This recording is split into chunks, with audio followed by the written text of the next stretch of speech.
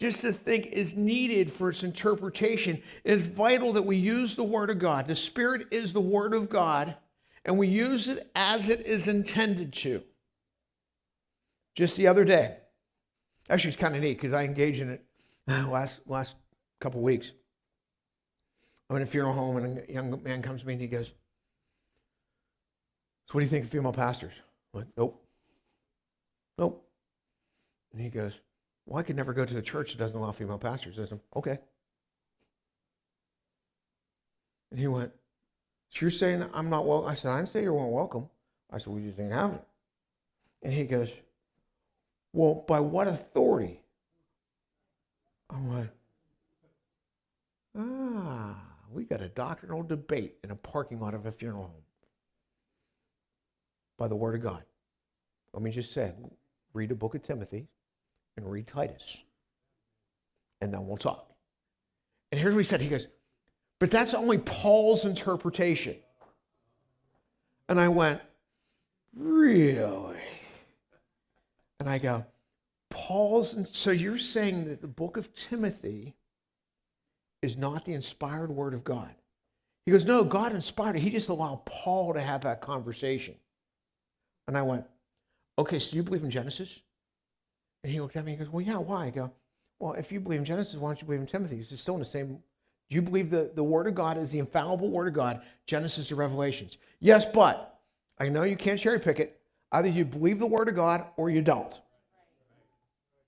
And he goes, "Well, I just couldn't go." "So you're saying women can't be used by the..." I'm like, God uses women every day. And there's places that God uses women to preach to women, to teach women, to teach. I said, but there is specific parameters for a pastor of a church. And so we engaged in it, and I'm like, okay, I got to go preach a funeral. And that was the end of that one.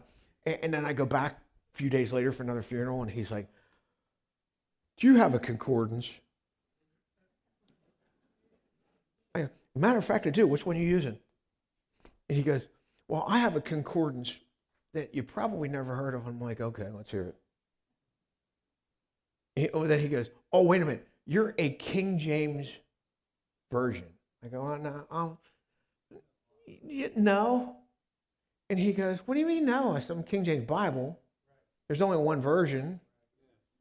And he went, his head just poof.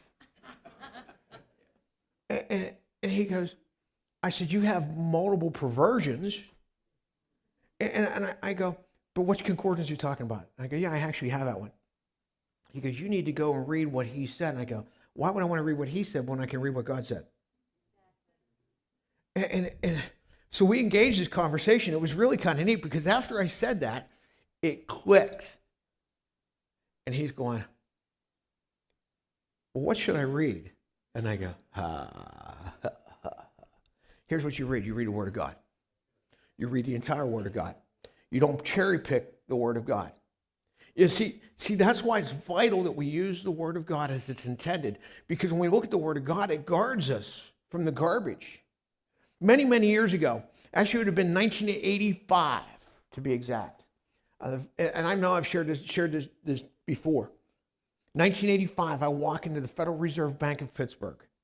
And I go walking back, and they give me the tour so I know where I'm going the next day. I go over there, and they had these people in this room, and they had money laid out like crazy. And, I'm like going, good night, there's money everywhere.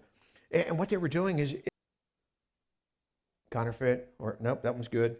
Literally that fast. They're looking at a bill going, either good or bad. And I always remember that because I see them do it many times, and I'm going, how do you know what's right? Because some of them look like the real deal. And they go, study perfection, memorize perfection, and you'll find the wrong. The wrong stands out. And they're looking at it, and they literally studied it, and as they're going through, and they're like, hey, look at this one right here. And they would point little minor flaws. And see, the Word of God's the same thing. When we study the Word of God, Ephesians 6:17, take the helmet of salvation, the sword of the Spirit, which is the Word of God. See, it guards us against the wiles of the devil. The word wiles, again, has an idea of being deceived. So if you study the Word of God, the deception that's out there can be identified. Ephesians 4:14 says that we henceforth be no more children, tossed to and fro, carried about with every wind of doctrine, by the sleight of men and cunning craftiness, whereby they lie in wait to deceive. Go to a Christian bookstore. Listen to this one. Well, find a Christian bookstore first of all. And go see where the Bibles are. You know, they don't put the Bibles up front at all. They're always in the back corner. You got all the other garbage out front. The self-help, the self-fix, the self-whatever, the trinkets, the toys, and then the Bible.